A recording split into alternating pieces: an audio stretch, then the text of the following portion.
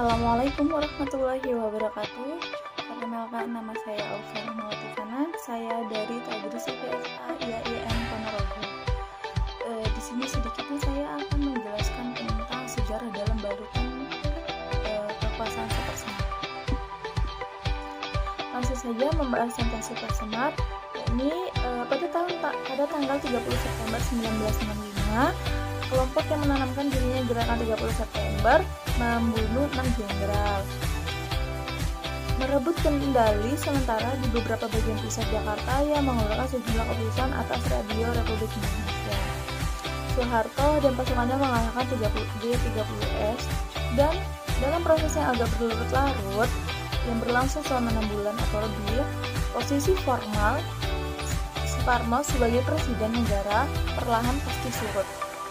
Angkatan bersenjata menuduh saingan lamanya, yakni Partai Komunis Indonesia atau PKI, yang berada di balik upaya kudeta, dan pembersihan anti-komunis pun terjadi. Selama beberapa bulan berikutnya, Soeharto dan angkatan mengambil inisiatif dalam rapat kabinet. Demonstrasi mahasiswa yang dilindungi tentara berlangsung di Jakarta. Pasukan tanpa rencana mengepung istana presiden tempat rapat itu diadakan. Belakangan diketahui bahwa ini dari komando pasukan khusus Angkatan Darat.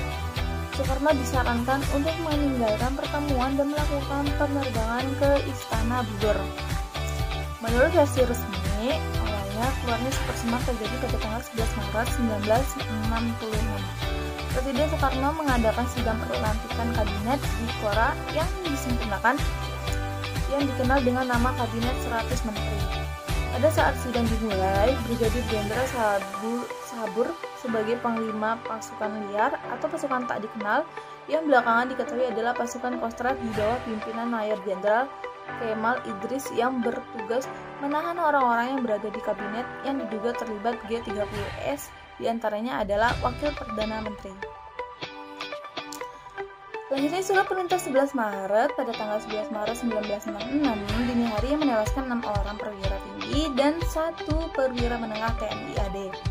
Kejadian ini kemudian disusul oleh banjir darah dan pembantaian massal yang berlangsung di antara media bulan Oktober hingga Desember 1966. Bahkan berdasarkan analisis Robert Fripp, pelenyapan nyawa para pengikut maupun orang yang dituduh sebagai simpatisan Partai Komunis Indonesia atau PKI ini mencapai angka terendah 78.000 hingga terbanyaknya 2 juta jiwa. Gerakan 30 September 1965 berhasil diatasi oleh 5 Komando Strategis Angkatan Darat atau Pangkostrat, Maijen Soeharto. Kesiagapan dalam mengatasi keadaan sejak 1 Oktober 1965 membuat Maijen Soeharto diserahi tugas sebagai Panglima Komando. Operasi pemulihan keamanan dan ketertiban Pangkop Kamtib, karir militernya menanjak cepat.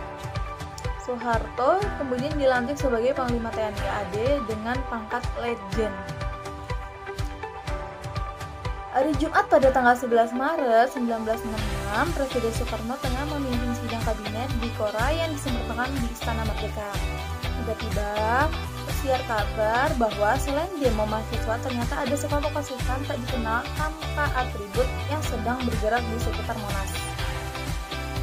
Melihat situasi demikian, maka Presiden Soekarno segera meninggalkan sidang dan terbang menggunakan helikopter menuju Istana Bogor.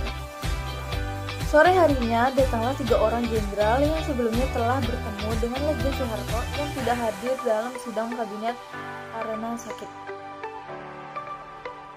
Di Istana Bogor, ketiga jenderal yaitu Basuki Rahmat, Amir Mahmud, dan M. Yusuf berhasil meyakinkan Presiden Soekarno untuk mengamankan situasi yang semakin memanas.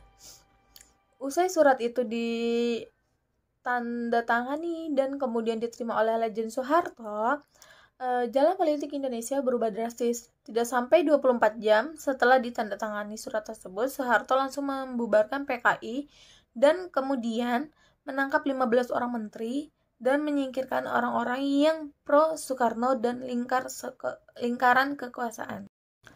Super Semar menandai perubahan besar pada orientasi sebagai kebijakan politik di Indonesia.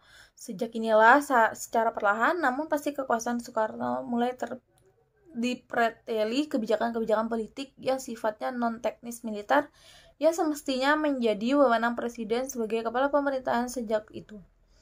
Dapat diambil oleh Soekarno selaku Panglima AD atau Pangkamtib. Atas dasar Super Semar dapat dicabut oleh Presiden Soekarno sewaktu-waktu, maka MPRS pada tahun 1967. Meskipun secara fisik suratnya aslinya tidak pernah ditemukan sehingga munculnya banyak kontroversi, namun keberadaan Super Semar tidak dapat dipungkiri. Presiden Soekarno dalam pidatonya yang berjudul "Jangan sekali-sekali meninggalkan sejarah dalam kurung jas merah" tanggal 17 Agustus 1966 dengan tegas menyatakan bahwa Super Semar yang diberikannya pada Letjen Soeharto bertujuan untuk mengatasi keadaan dan menjaga wibawa presiden. Dalam pidato tersebut, Presiden Soekarno juga menyampaikan rasa terima kasih kepada Letjen Soeharto karena telah melaksanakan tugasnya dengan baik. Namun, Soekarno sebagai pember SP 11 Surat Perintah 11 Maret bukanlah peralihan kekuasaan. Apabila Super Semar dianggap sebagai perintah peralihan kekuasaan dan pelimpahan wewenang pemerintahan dari Soekarno kepada Soeharto, tentu saja suatu kekeliruan. Super Semar tidak tepat dijadikan legitimasi bagi pengambilan keputusan politis yang dilakukan oleh Soeharto. Apalagi hingga dijadikan tonggak bagi berdirinya pemerintahan Orde Baru. Akan tetapi terbukti bahwa Super Semar telah menjadi titik balik kekuasaan Presiden Soekarno yang saat itu terus merosot. Terbalik dengan makin populernya nama Letjen Soeharto, arah terpolitikan Indonesia berbelok dari sipil militer dan dari anti-nekolim menjadi pro-modal asing. Super Semar kemudian menjadi ala politik bagi legitimasi kekuasaan yang bercokol selama 32 tahun. Selama ini, sejarah yang diajarkan seolah-olah adalah versi resmi yang dikeluarkan oleh pemerintah dan dilindungi oleh aparat keamanan. Pembelajaran sejarah di sekolah berangkat dari kurikulum yang ditetapkan oleh pemerintah dalam sumber belajar buku Sejarah Nasional Indonesia atau SNI, maupun buku-buku babon lainnya yang telah lulus sensor dari penguasa. Pembelajaran sejarah yang tidak sesuai dengan pakem resmi pemerintah dianggap berbahaya yang dapat mengancam keutuhan bangsa. Mungkin cukup sekian dari saya, kurang lebihnya mohon maaf. Wassalamualaikum warahmatullahi wabarakatuh.